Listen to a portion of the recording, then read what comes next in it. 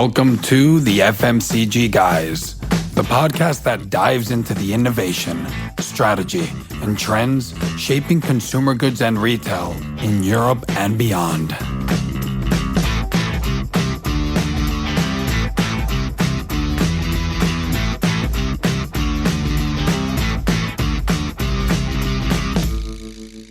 Welcome to the FMCG Guys podcast. I'm Daniel Torres. If this is the first time you tune in, you'll want to know that this is the show that gives visibility to top voices in consumer goods and in retail in Europe and beyond.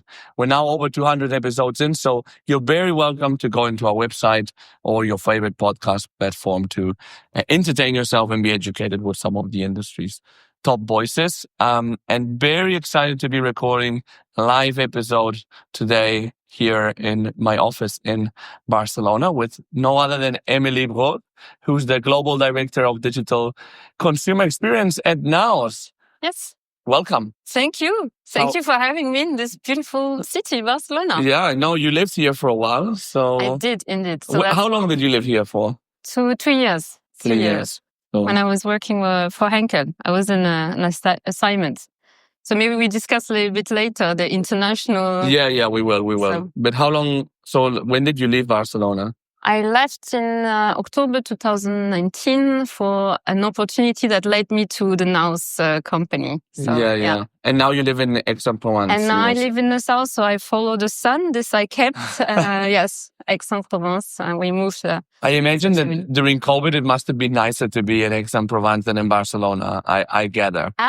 Yeah, it was, at least we had the sun, so it was quite nice. And yes, we could also escape a little bit in some countryside around. So no, it was not so bad for me. I think it would have been worse to be in Paris during the COVID lockdown in a small apartment. You bet. Lucky. So Emilie, thanks for coming.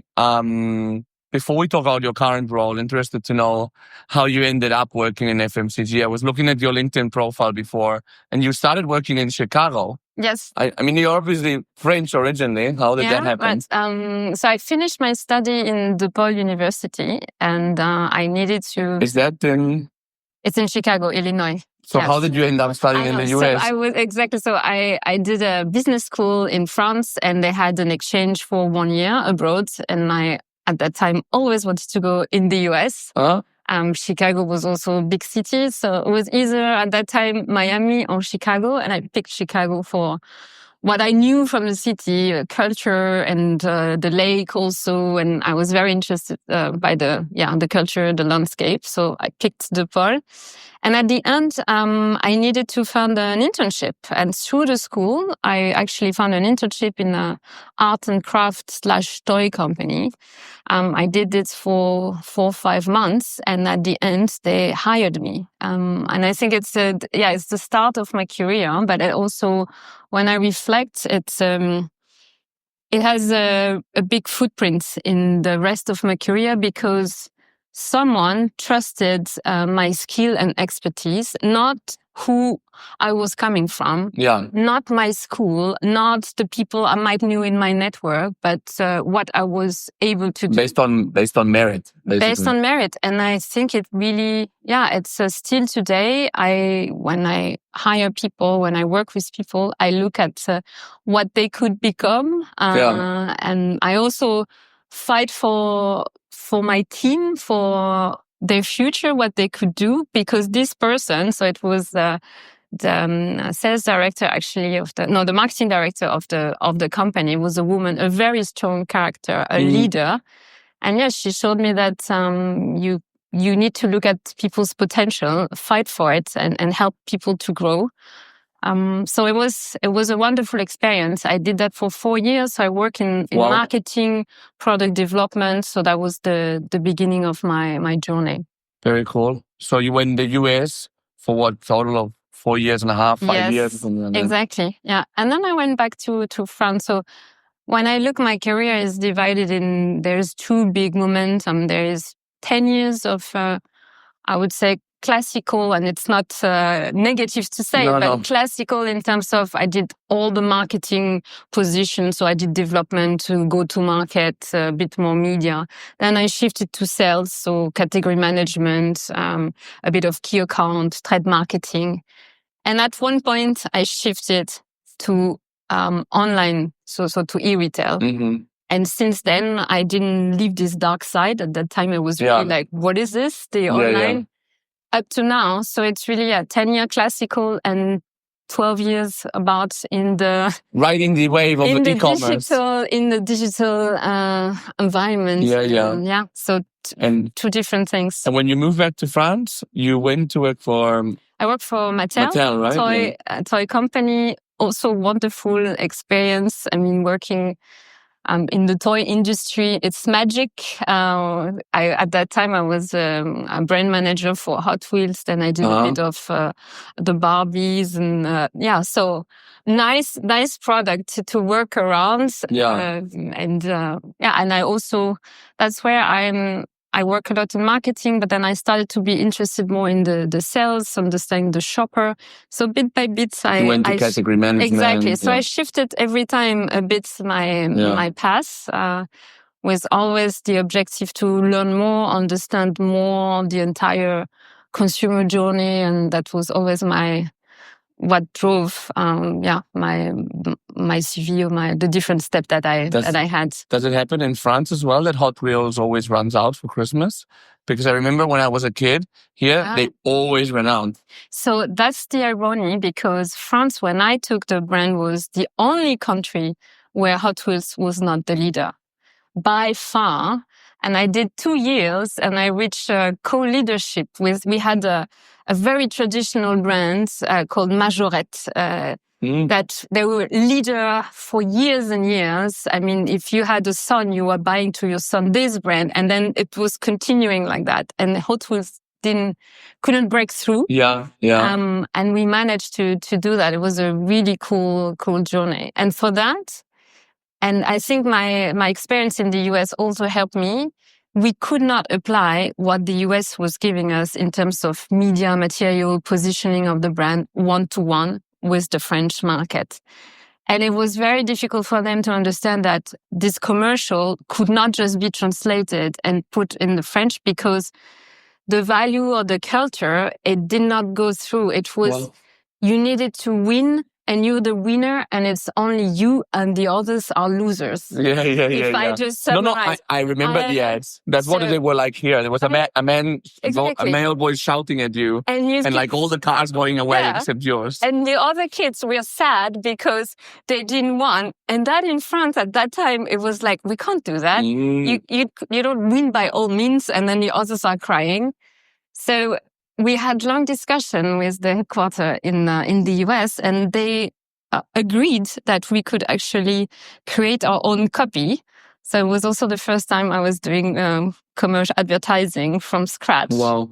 And that helped to also change the positioning of the brand and recruit new consumer, raise brand awareness, was more aligned with what parents wanted their kids to see. And bit by bit, we gained co-leadership. I left the brand, and afterwards someone else also took over, and the brand it was leader afterward. Interesting. So it was understanding also different culture, different perspective, positioning. It helps me also in my journey to adapt. You don't need to recreate from scratch like I had to, but you need to do some tweaking. You need to accept that, yes, there are different ways of doing things in other countries. And it's really like the analytical part of marketing, of like you have that insight. Exactly. And then you have the sexy part of marketing, which is doing the ad and the campaign. That was super cool. I only did once in my life, but this one I will always remember. It was really cool. With kids, you're filming kids.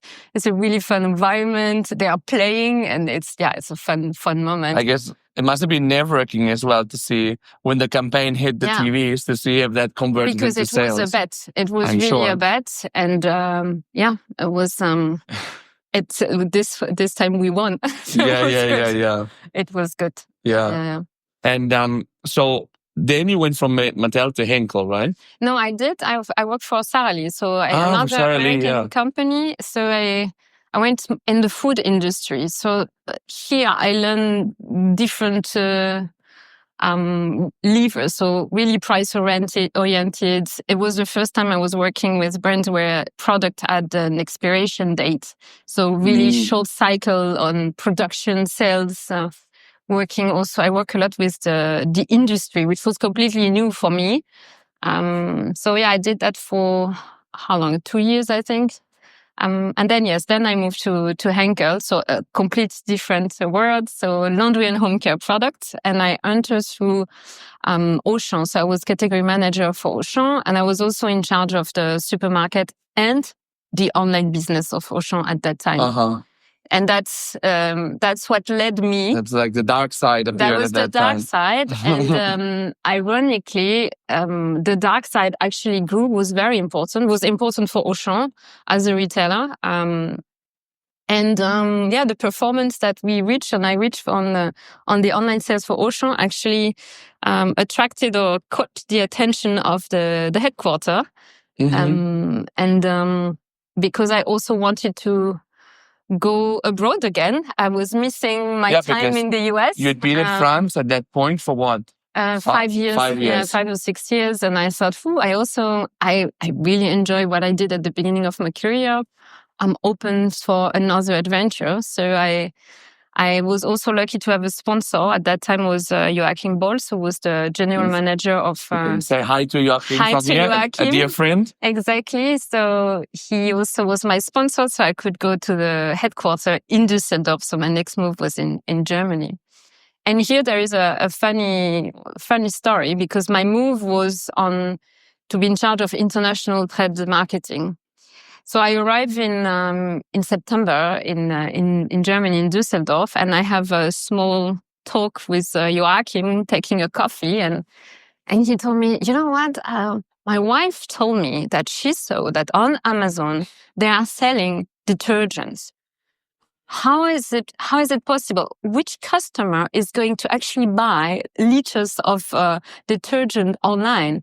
And he said, can you just look into it? Because for sure, there's a change in the consumer behavior. Someone is buying it. That's why it's on Amazon. And it started like that, which was just, can you just check what's going on? We're talking how many years ago? We're talking 2014. So 10 years. 11 years ago.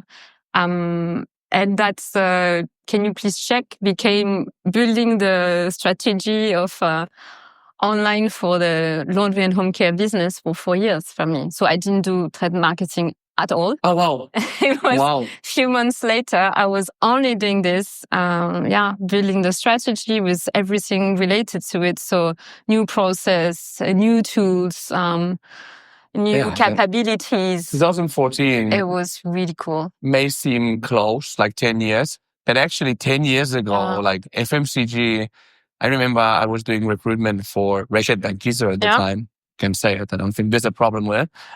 And they were figuring it out. Yeah. And I remember we were doing a search for a global e-tail manager, a director, and they were like interviewing from people from Tesco, people from Google, and they had no idea. And there were like doubts of like, will e-commerce work through key accounts, or will it work as like our own direct to consumer? Obviously, we know what's happened with time. Yeah, it was how to position this new trend, how fast will it evolve? And one of the key projects I worked on, again with the bottle of detergent, is if online is growing, there is no way we can continue to have the packaging we have today, because products arrived with leakage and breakage. I mean, we're talking about liters of detergent damaging your entire order or everything. And Henkel decided to invest heavily at that time in molds for the future. So I was also very lucky that I had people who saw that there were trends, and then took also a bet, because it's a giant investment. You need to change in the factory the molds, but for the future, because they realize it's not going away. Yeah, it will only grow. So it was, I worked on really cool projects from scratch. Which is also what I like, to start something from scratch, and very diverse. So I work with the packaging, the logistic, the marketing, like we need images, the e-merchandising, which is now so common. Now when you have a 360, when you launch a product, of course you have a full package for online, on digital. Before was not the case. And now every small part that you were building then, it's like a huge industry, really. Like there's tons of companies for like the search part, for like the images online, for digital shelf. Like there's a huge industry and so much conversation about every single element, right? Finding the right tool at that time, you had a very small offer. Impossible.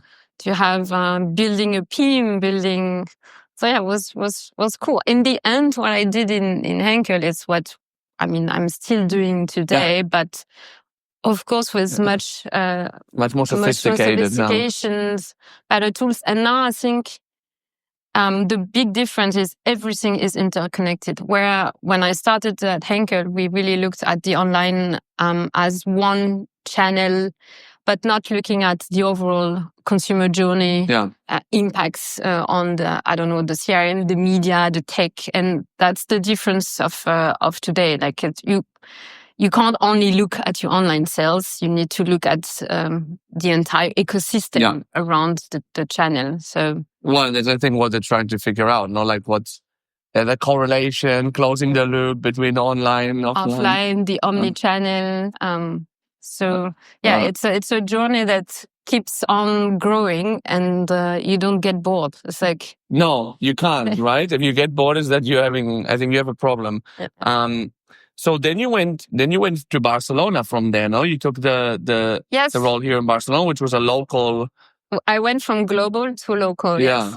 And again, with the willingness to learn more on the digital. So I enlarged my expertise because I took over CRM and media at that time. And yes, working in the affiliate, so local, also giving me perspective of when you receive things from the global, top down. So putting my shoes on the other side. Also Henkel, which at the time, I don't know now, but at the time was a pretty decentralized company in the way that every country had quite a strong culture.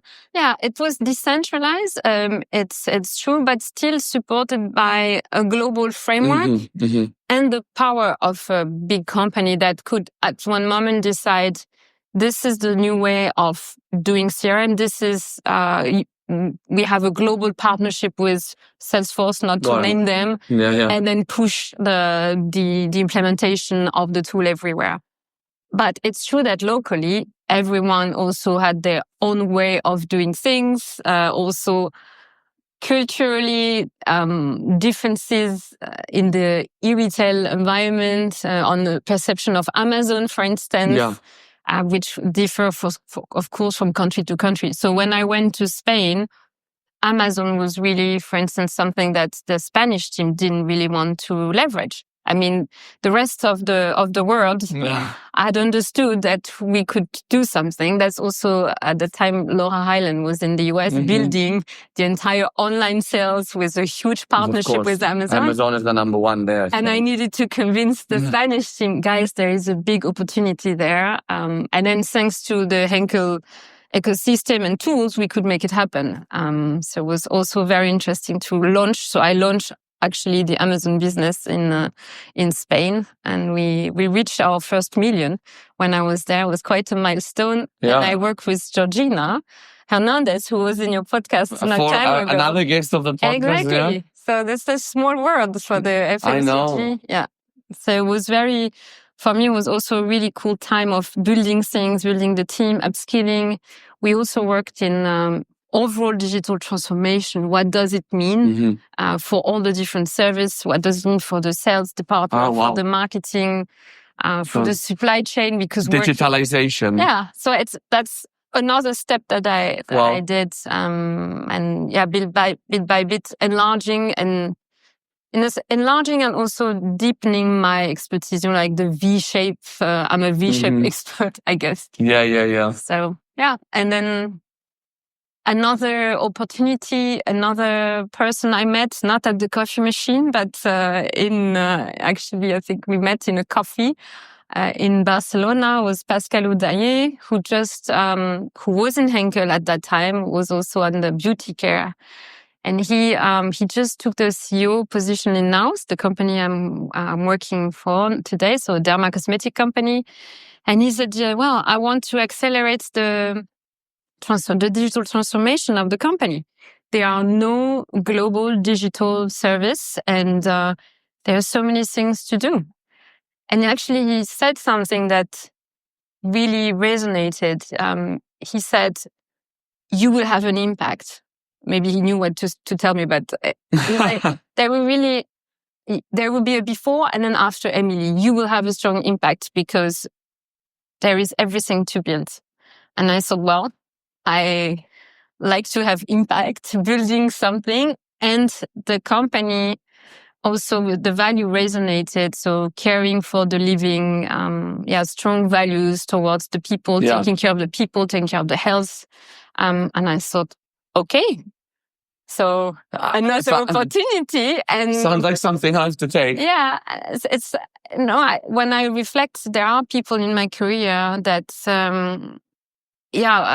not brought opportunity, because I believe that if you're open and if you are looking for something, it also come to you. No, but relationships matter. Yeah. So, and there's people that can bring you in the right direction, can make you grow, as well as there's people that if you're not careful, can also bring you to the other direction. I just want to remember the good one that helped me to be where obviously. I was. But you're right. And that's what you want to keep, right? I mean, actually, it's not a bad idea to keep the bad ones as well, because you can learn from. I believe that you can learn from everything. Yeah. But I think it's better that we call that. Yeah. In our afterthought, we have the good ones. Can you tell me a bit about NAOS, like the company, the brand? Because I mean, really cool brands. I mean, my girlfriend that's really into skincare and so on. Exactly. She really loves the brand. So another completely different category for me. Yeah, true. I work in the toy, work in the food, work for laundry and home care product, and I ended in the skincare. So it's a derma cosmetic, 3 brands, Bioderma. Bioderma, so more pharmacies, dermatology. Then you have Institut Esthederm, spa, luxury, more premium brand in the skincare, focus on the aging. And then the last one is Etat Pur, which is just to help you to treat your skin whenever it's needed. So it's really just a very day-to-day. I don't need to treat my skin all the time. Sometimes the skin needs help. We help a bit, but then that's it. So it's a really cool brand that was actually born online. So now is in 40 countries, and if I add distributor, even more. But we have offices in 40 countries. Wow. 3 or 4 brands, if we count NAOS. NAOS is quite new. It was developed, I think, I would say 6 or 7 years ago, to unify a bit our 3 other brands. NAOS is about ecobiology, so the skin is taking care of the skin. The skin is alive. Our objective, or the objective of the company, is to accompany the skin to find its own solution. Sometimes the skin needs a bit of help, but afterwards the skin needs to continue to do the job. And it's also taking care of the living, being very transparent on what we are doing. We have transparency on our ingredients, transparency of our ways of working. And we say at NAOS that the way we do things are more important than the things we do. So the how is very important. The how and the caring of the person, the people. And there's a certain ethos in terms of like the products as well, no? You mean ethic? Ethos, like an idea behind a certain ideology, if you like. Yes, so it's the ecobiology. So it's the product is only coming to help the skin at a certain moment. So we don't overtreat. We just give to the skin what it's needed to at this specific moment to take care of dryness, oiliness, or anything that can happen. But that's it. Then the skin, is leaving. Yeah. So no, it was developed by a pharmacist, so Jean-Noël Torel. And it's a wonderful company to work for. And for me, it combines, yes, those values, the way of working, and then this blank page that was very interesting for me, that I could actually build from scratch. Not the online strategy this time, but the entire digital strategy for the company. So working on e-commerce, CRM, media, influence, organic, everything related to digital data. And something new that I didn't do before was the technical part. So I have, within my team, I have product owner. The product side, interesting. Yeah, so they're creating digital products. So in our case, is websites, so direct to consumer, but also like a skin diagnostic using AI, a chat GPT, or what we call skin companion. So yeah, like the more technical parts. Yeah. Which before I just rely on the huge services of Henkel, for instance. I didn't really have to look into it. You take it for granted, I imagine, yes. No? For up to a point. Yeah. So that was it was a great opportunity. Yeah, you've been more like it's been more like an entrepreneurial journey, really. Yes. I mean, it's an entrepreneurial company inherently, no? Exactly. Because... No, you're right. This is really, it's a community of entrepreneurs now. So you have, yes, the capability to, or the freedom to create something. We say independence within a frame. Yeah. That's what we try to do. Sometimes the frame is not really respected, let's be honest. Well, it's an entrepreneurial environment, right? So it's chaotic I mean, in general, companies that are entrepreneurial. Yeah. So for us, I would say the test and learn, we don't need to push it too much. It's in the DNA of the company. Yeah. It's more, my work is more to say, okay, we test it, we learn it, but now we really need to learn and do something about it. Yeah. We cannot constantly just test and learn. And we also need to have global process, ecosystem where we speak the same language, that we can scale rapidly. We can be the entrepreneur in the way of activating the brand, the product. That they have flexibility for sure, and they have the skills, the knowledge of their local market. But if we want to reach 1 billion, which is the target for actually this year, we need to gain economy of scale and being able to rely on an ecosystem that is built by the HQ, and not to have every single country reinventing their own things, spending money, spending time, energy. Chaos can be very expensive. And I like that. And if you're trying to build something long term, a brand equity, etc., it needs to be a certain coherence. So I'm sure your role does not look like, in the way that your Henkel role changed after a few months. I'm sure that your role now doesn't look like the one you took over. Exactly. How does your role look like today, also in line with everything that you've built in these years? So yeah, you're right. The role I took when at the beginning has nothing to do with today, but has also nothing to do with a few months ago. Well, not nothing to do, but it's still it continued to evolve.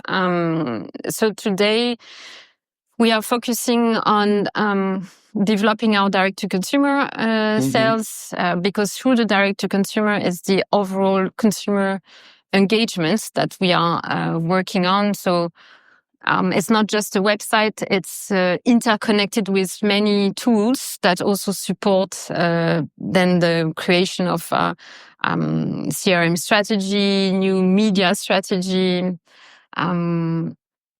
So we have the D2C. We are also working a bit more with the marketplace, trying to build ourselves on top of the current business, which is the e-retail. Marketplace, such as we have Amazon, for instance, in the US. If you are in Asia, you have Shopee, Lazada, Mercado Libre in Mexico and Brazil. Another friend of the podcast. We had the CMO of Mercado Libre as a guest. Yeah. So yes, trying also to work with marketplaces. So that's for the online sales. Media for us was a big shift to also move the company from a very traditional media mix to moving to digital media. And also within digital media, our role with the country, but also with the brand, is to support them in having the right media mix, the right objective, the right audience. Whenever there is a new platform like TikTok, how to leverage it. Should all the brands go for it? How should they go for it? What is the objective and how they can incorporate it in their strategy? We have also GBP with the different media partners. Now the role in media also has evolved in how do we collect data, we track the performance, and that's the new focus for us. So you need to imagine we started from scratch with like, okay, we have no idea what is the impact of our different campaign. We need to track, we need to have the same taxonomy. It's silly, but we need to speak the same language globally to be able to evaluate if the new campaign for Bioderma, for micellar water, is working or not. But if in Spain you call it a new campaign, breakthrough, H2O, and then if in Portugal we call it differently, there are no way we can aggregate the data at global level. So you need the same taxonomy. There is a technical part behind. So now we are collecting a lot of data, and we are moving to attribution model. So that's more, now that we have, I would say, the foundation of media, our countries, the brands, they know what to leverage. Is okay, now we know we need to see the impacts that we have to learn from the campaign and make sure the next one is even better. We are at that stage. Some are more advanced, but for us, it was a very fast journey from no idea to, okay, today we know where we are going and we are tracking what we're doing. That's challenging, basically. You're building something which you have to build quickly because you're behind. And it's not like, and the environment is also changing very fast. Exactly. So that's why it's, this is the objective of the global role is we need to we need to be the innovator. We need to check the trend, react really quickly, and do the work for the brand and the country. So the groundwork, create the right ecosystem, infrastructure, tools that they can leverage and do it quickly for them. So that's why I mentioned my role 6 months ago and now.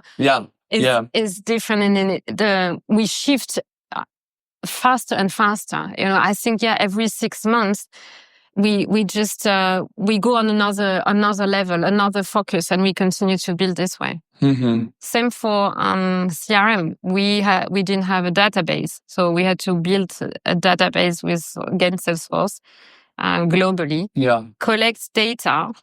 We are developing our D2C, trying to add services to collect data, which then we can use for personalization, like real personalization, not like just changing the name of the person in the top of the email, which we were doing before. But now going more in the next stage for us this year is hyper personalization, leveraging AI. So like really going deeper in all the data we are collecting. So, of course, the first-party data, but every service that we add, we collect something else that can help us to better understand the consumer and then engage them really at the right time and the right moment. Because I think this engaging with the consumer, you need the right time, the right moment, the right content. Yes, but to be honest, until then, it was just to say, and it was not really personalization. So now, thanks to the data, we can really do it. Really, the email that I would send to you would be really different than the one I would send to your friend, because we have enough information about you on the navigation that you might have on our website. We collect every point now, which before we were not. Anything that you have giving us, if you did a skin diagnostic, I would know that you have a dry skin, but maybe you went on a blog article and you look into something about wrinkles.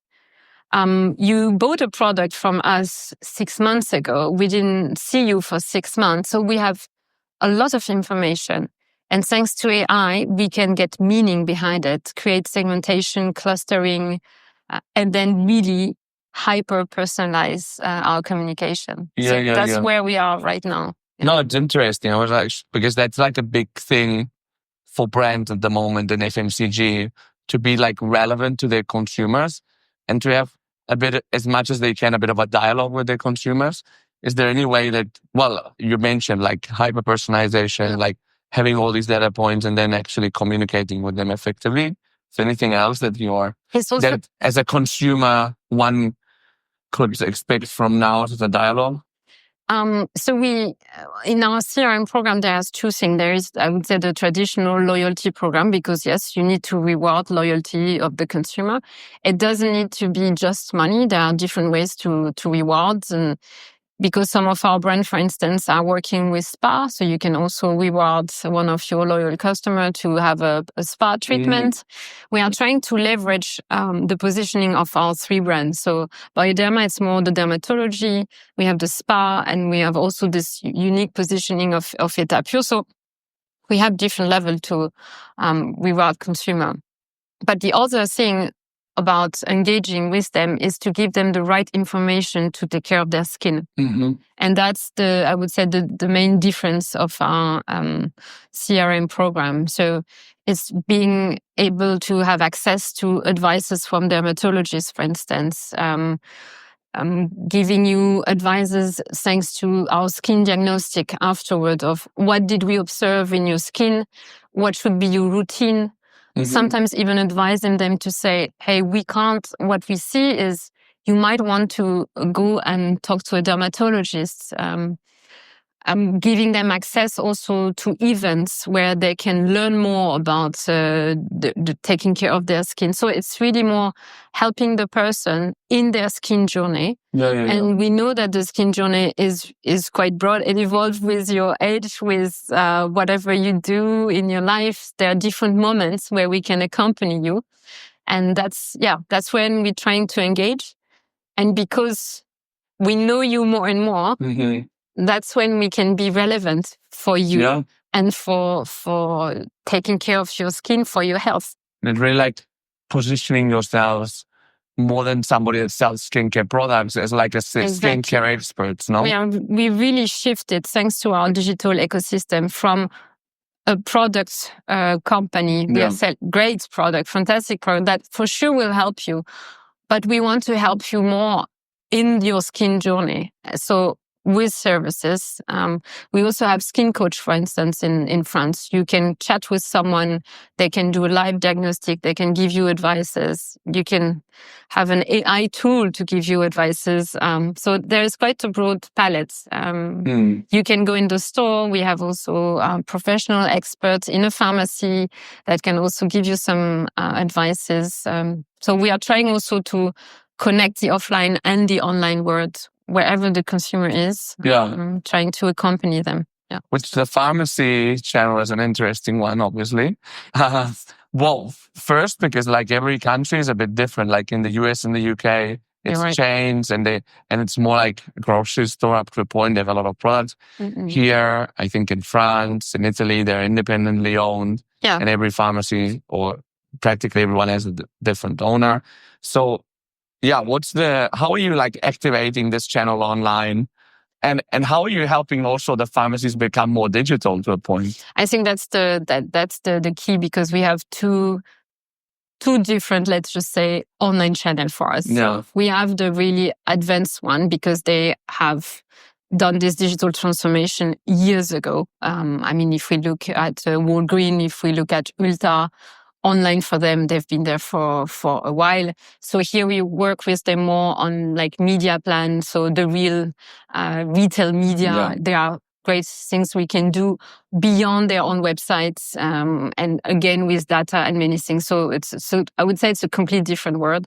And then for pharmacy, we have also two types of pharmacies. Some where we need to accompany them on their digital journey, and sometimes the local teams are also helping them to set up an Instagram page, help them with their loyalty program, tell them how to leverage search and so on. And of course, helping them on their website, being a partner with them and trying things, investing in media. It's a little bit different media. It's more the classical, let's say, online visibility.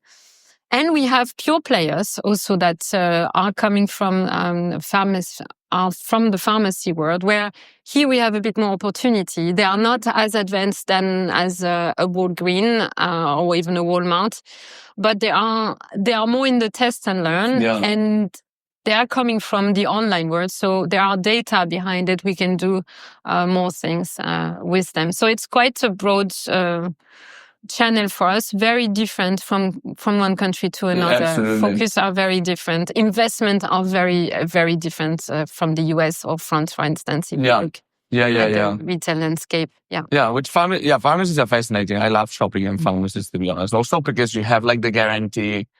You have the advice. That it will be like you have the advice. That's actually a good point. You have the advice and you have the guarantee that it will in general be a quality product.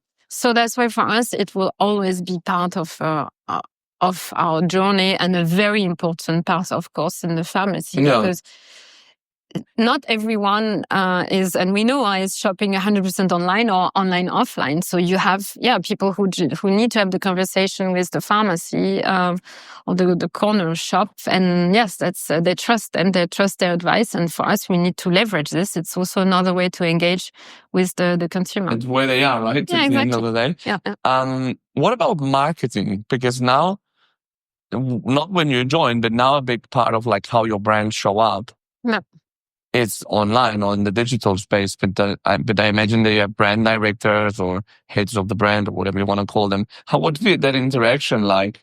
So the role of my team is to build framework for the brands on different topics, including media, for instance. So it was really to help the brand to understand that the way to capture the demand, it's online.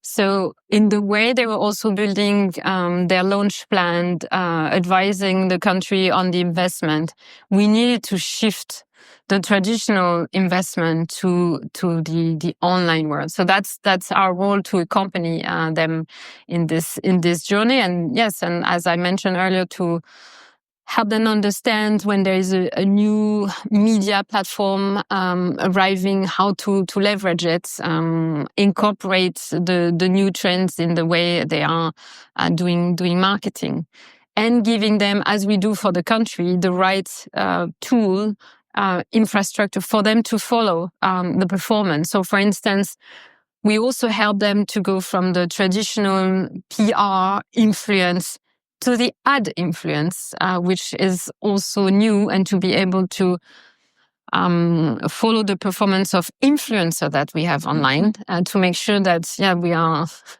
giving them products. We have contract with them, but also behind we need to follow the performance, make sure that the way the brand wants to showcase itself is also the way the influencer is doing.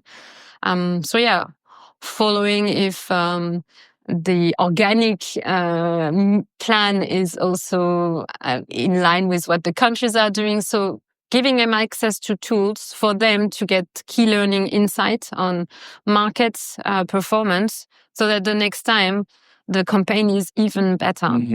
But it was a journey. Always, it's because you need to convince, embark. And it's just so fragmented, the way that you can reach a consumer, and also like to decide where you put your investment. It's not an obvious thing, no? And also to take into account the differences from one country to the other. Because yes, there are different landscape, and TikTok at the beginning was not in all country and not as important. It started very strong in Brazil, for instance, but hasn't reached French yet. So it's also how you still support countries with the right assets, the right objective, while it's not yet your core strategy. Yeah. And I think we all have like a certain, whenever something like this comes out, I think we also have a certain skepticism of like, okay, will this really take off? So you have this and you have the opposite behavior. And now it's like, oh, we need to do it. And you just do it. But then you're like, okay, you spend a lot of money. No, you can't work on TikTok the same way you work on Instagram. That's not the same. So there is a learning curve and sometimes we're a bit too fast. So it's also our role in Global say, guys, we like step by step and we will accompany you. You can test and learn, but don't test too much. And that's the good thing about social, that if you do it well and you have the right test and learn model, you don't need to you can test and learn at a cheap, so to speak, and then put big bets. So lately on LinkedIn, I get a lot of videos of Gary V. You know Gary Vaynerchuk? He's a very famous marketing influencer. Interesting guy. Okay. He speaks like in a very like passionate way. So he's shouting at me all the time that social commerce will make a huge boom in, not live shopping, sorry, would make a huge boom in 2025. I don't know if you have any thoughts on it. I don't know yet. We are, we saw, of course, like live shopping is very strong in Asia. Yeah, it has been for years and years. For years and years. And we always said, it's coming in Europe, it's coming in Europe. I have to say personally, I haven't seen it really coming strongly, at least for our categories. Yeah. So I'm not sure. What I think is more booming is a media platform also going through commerce. So TikTok Shop, for instance, or coming like the different AI tools. So Perplexity, who's now adding also add to basket and shopping experience. So this, yes, the live shopping. Let's see. Let's see. I think that the social, because the social commerce has a stronger future than I would say than the live commerce. I'll send you later, Gary V, and have a look. You can have him shout at you as well about the live shopping. I would gladly be wrong, and that's okay. I mean, look, he's an interesting guy to listen to. You can have a look. What about AI? Because you mentioned before some use case around data and like what are you seeing? What are you doing with it? And even like what potential do you see? So two things. We use it for consumer experience, how we can improve the consumer experience. So by leveraging AI in our skin diagnostic. So thanks to a huge so we have a partner called Odds.ai. It's a wonderful partner. I'm doing commercial for them right now.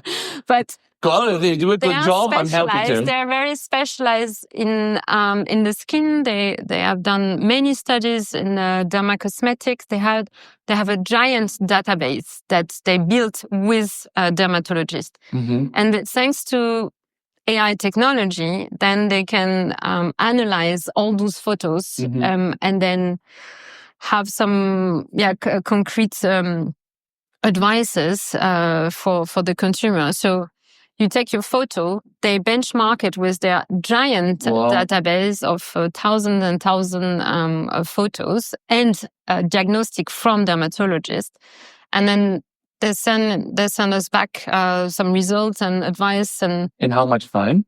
It's live. It's like you take the photo and you get the results. Wow. So we leverage AI through partners. That's an example. But we also build our own skin companion. So as I mentioned, at NAOS, our objective is to accompany the person in better understanding your skin. So we have a lot of information everywhere, spread it in the company. I don't know, advices, research and development documents, article done by the brands. So we use all this, we put this in a database, and we use ChatGPT, and we created our own skin companion. So you can go in the Bioderma, we just launched it last week. You can go on the Bioderma UK website. Skin companion is there, and you can ask him or her, I don't know, anything. She or he will advise you on what to do. So it's really cool. I don't know, my skin is a bit itching, it's a bit dry. What should I do? Which product should I use, or anything? So that's also another service for the consumer to better understand their skin. And on the other hand, we also collect the type of questions and interest that a consumer have. And then it feeds, of course, afterwards, what we should enhance in our consumer journey, because if everyone is asking about maybe the correlation between food and the skin, and there is something also for us, a new territory that we can leverage. So yeah, it's and this is only feasible thanks to AI, because to gather all this information and being able to answer a consumer, it's we couldn't do that before. And it kind of goes in line with what we were saying before, of positioning yourself as a reference point of skincare, knowledge, advice, and so on. We're using also AI again with our partners, so Salesforce. We're using the Einstein, and the other part is more for my team is how do we gain efficiency in our daily work. So we are also trying to streamline a lot of repetitive tasks or anything that we can do ourselves to save time to do something with more value and impact. So we just created our own GPT to help the country whenever they have a question on a tool. You know, I lost my password, or I'm in this for like internal exactly. So it's substitute to the email that my team could answer. And we're going to launch it more broadly in the coming months to also help us save time, because the organization is growing very fast. You know, in digital, there's a high turnover. And so people new coming also with larging team. And yes, when you have global tools and you need to train them all the time, there is documentation. But let's face it, it's so much easier to just write an email to someone than going through the documentation about how to use it. So for us is, how do we give them this tool where they can ask all their questions? Like, I don't know, I'm using SEMrush. How do I set up my campaign, or how do I look for the key search terms? So everything, all the PowerPoints, all the PDF, emails, everything that we had, we are putting it in a database, and then you're implementing. And then we're creating our GPT. And then we share it internally. So. And that's coming out soon, you mentioned. Yes, we're going to release it. It's a surprise for our global team. We are working on it, so it's going to be very cool. Awesome. So, Emilie, I have one question that we ask all our guests, which is, you can only give one, by the way. It's if you had to go back to your younger self as you were starting your career in Chicago, and you knew everything that you've learned now, what would be that one piece of advice you would give yourself? I would say, trust your instinct. Life is a puzzle, and every piece fit perfectly in its own time. Good. Yeah. It worked for you, clearly. So. Yeah, but sometimes you are in the expectation. You're like, okay, but what's next? Or where should I go? I mean, digital is so. It's evolving so fast. It's like, what should be the next step? What should I look? And sometimes things happen. You just need to maybe step back a little bit. But to trust that the journey is going to be really cool. And your instincts as well. So I'll try to summarize a bit the conversation that we've had. I like the fact that you started your career in the US, which is something that I learned today. And I think it probably really shaped your career as well. International way of working, adaptability, because the US the US, there's a lot of USs as well. Like working in the Midwest is different to working in New York or to working in California, right? So it's something that people don't really know here, but it is very different. then going back to France, working in all these different, I like the fact there were all different categories, well, toys, foods, laundry, now beauty. Working online in 2014 with Joachim, very different scenario than what it is today. So yeah, I think that you've been like really on that wave of building online and digital and FMCG, which is really cool. So now at NAOS, which you're targeting 1 billion this year, so exciting times for the business. And I really like you have great brands that you could really like, that I'm sure you really leverage for your marketing. But I like the fact that overall the vision of the company of like setting up as a point of reference for skincare, which I think is a very good positioning. We talked about like, it's incredible. Like if we were talking like when you started the role, we'd probably be talking about like key account, digital marketing. And now we're talking about media, data, hyper-personalization. So along these lines, very interesting how you're using all this data to really get to know your consumer. And I think the AI part is very exciting. I really like the part of like, it's crazy. Like if we thought about it like 3 years ago, sending a picture of your skin and that they can give you an approximate diagnosis. It's interesting. And I liked also the fact of like the pharmacy channel, which is very interesting and very diverse in how you're like going full online in some, but also accompanying more traditional ones to go online themselves and be that catalyst of change, not only internally, but externally. So cool. That was a lot of fun. Thanks for joining. It was super fun. Thank you. Thanks a lot.